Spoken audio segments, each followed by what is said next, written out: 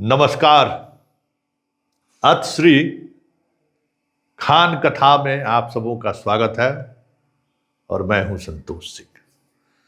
देखिए, लोग कहते हैं कि भाई एक ऐसा शख्सियत जो बिहार का नाम पूरे देश में रोशन कर रखा है, गरीब बच्चों को पढ़ाता है, गरीबों के लिए अस्पताल खोलता है, और उसके पीछे संतोष जी बेवजह पड़े हुए। क्या मतलब है भाई? देखिए, मतलब कुछ नहीं है। ना वो दो कोचिंग संचालकों के बीच विवाद होता है और ना ही हमारे जैसा पत्रकार खान का बायोग्राफी उलाटता है। हमको ना तो अंजना ओम कश्यप से मतलब है, ना गोदी मीडिया से मतलब है। उसके शिकार तो हम लोग खुद हैं। सरकार के चिरोड़ी करने वाले पत्रकार बने हुए हैं।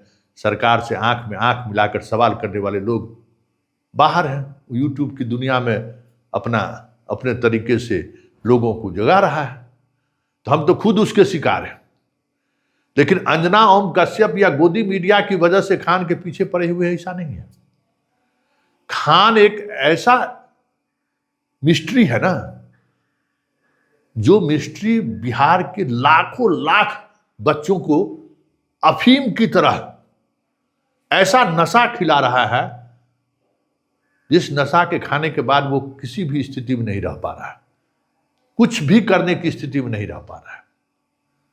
इसलिए हम बार बार कह रहे हैं कि उसका जो 200, 250, 100 रुपया का जो कैप्सूल है ना, वो कैप्सूल बिहार के छात्रों को मानसिक तौर पर गुलाम बना दिया है, मानसिक तौर पर रील्स बाज बना दिया है। हम बार बार कहते हैं कि डाटा को देखिए कि जब से खान जैसा कोचिंग वाला बिहार में आया है, दरोगा के बहाली में 20% दूसरे राज्यों का लोग आ जा रहा है। बीपीएससी वगैरह का तो छोड़ दीजिए, मास्टर उस्टर का तो छोड़ दीजिए, सिपाही में भी आ जा रहा है। जो बिहारी पूरे देश में परचम लहराता था अपने एजुकेशन के दम पर, आज बिहार में दूसरे राज्य के लोग आकर नौकरी कर रहे हैं। और 1-2% नहीं, 20% तक आप अंदाजा नहीं कर सकते। सारे सेक्टर पर नॉन बिहारियों का कब्जा होता जा रहा है। इसलिए हम ये सवाल कर रहे हैं, और हम इसलिए सवाल कर रहे हैं कि गरीब के नाम पर जो ये दुकान चला रहा है ना, उस दुकान को हम एक्सपोज करना चाहते हैं कि गरीबी इसका एजेंडा है, जैसे पॉलिटिशियनों का एजेंडा है। क्या कहता है ये कि हम गरीबों को पढ़ा रहे हैं कोचिंग संस्थान के बाद, और हम गरीबों के इलाज के लिए हॉस्पिटल खोल रहे हैं। तो आज हम आपको दिखा रहे हैं कि सिर्फ ये हॉस्पिटल और कोचिंग नहीं चला रहा है, अब ये हेलीकॉप्टरों उड़ाने की बात सोच रहा है, और अब ये केबल इंडस्ट्री वाले के साथ मिलकर शिक्षा के क्षेत्र में एक अलग तरीके का ग्लोबल काम करने की रणनीति पर काम कर रहा है। 2 कंपनी इसने अभी हाल के दिनों में बनाया है। बड़ा दिलचस्प मसला है।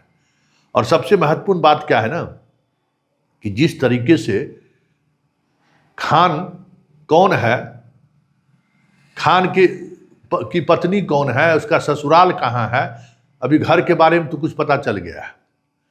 जैसे मिस्ट्री है ना, खान एक मिस्ट्री है, एकदम रहस्य बना हुआ है। ठीक उसी तरीके से बिजनेस के क्षेत्र में भी ये एक रहस्य है। अधिकांश गवर्नमेंट के साइट पर इसका कोई डॉक्यूमेंट्स नहीं है। बड़ी मुश्किल से हम इसका जीएसटी का रिटर्न 3 वर्षों का निकाले हैं। अब बताइए, इस वर्ष इन्होंने 24 करोड़ रुपया जीएसटी किया है, मतलब 100 करोड़ से अधिक का ये कामकाज कर रहा है कोचिंग से। समझ जाइए, पिछले वर्ष 19 करोड़ जीएसटी का ये भुगतान किया है, और उससे पहले 18 करोड़, मतलब 22-23 में 100 करोड़ का ये ट्रांजैक्शन किया है, 18 करोड़ जीएसटी दिया है। उसी तरीके से 24-25 में ये 19 करोड़ दिया है, मतलब 100 करोड़ से ज़्यादा, और 25-26 में इन्होंने 24 करोड़ जीएसटी दिया है, मतलब 100 करोड़ से और भी ज़्यादा क्या ये बिजनेस किया है सिर्फ कोचिंग इंडस्ट्री। क्या ये संभव है? क्या इस कोई भी देश के कोचिंग इंडस्ट्री जो इस तरीके से कोचिंग चलाता हो, जो 200 रुपया 250 रुपया लेता है, क्या इसका इतना बड़ा टर्नओवर हो सकता है क्या? और उसके बाद और देखिए, और दिलचस्प बात हम आपको बताते हैं। हाल के दिनों में ये GRA airlines photo private limited, ये जो है इसका एक मालिक है, एक डायरेक्टर है अभिनव त्रिपाठी, और दूसरा ये फैजल खान है, इसने एक कंपनी बनाई है। अभिनव त्रिपाठी बीजेपी का जितना भी चुनाव प्रचार के दौरान हेलीकॉप्टर यूज होता है, उसी के कंपनी के माध्यम से होता है। यही कंपनी का, अब समझ जाइए, इसका लिंक देखिए, उसके साथ इसने एक कंपनी बनाई है। अब ये उस कंपनी के माध्यम से कई तरह के एयर होस्टेस, क्या कहते हैं, उसके बाद हवाई जहाज, हेलीकॉप्टर चलाने वाला, ये सब जो क्रू मेंबर वगैरह होता है, इसका इंस्टीट्यूट खोलने की तैयारी कर रहा है गरीबों के लिए। अब बताइए कि उसका कितना फीसद समझ लीजिए, वहाँ कोई गरीब बच्चा जाकर कुछ कर सकता है क्या? उसी तरीके से ये Quebec in touch private limited, education private limited है। ये इसका एक मालिक जो, जिसके साथ इन्होंने है, सुमित काबरा। सुमित काबरा केबल इंडस्ट्री का सबसे बड़ा प्लेयर है, और इसका रिश्ता भी सीधे सीधे बीजेपी से।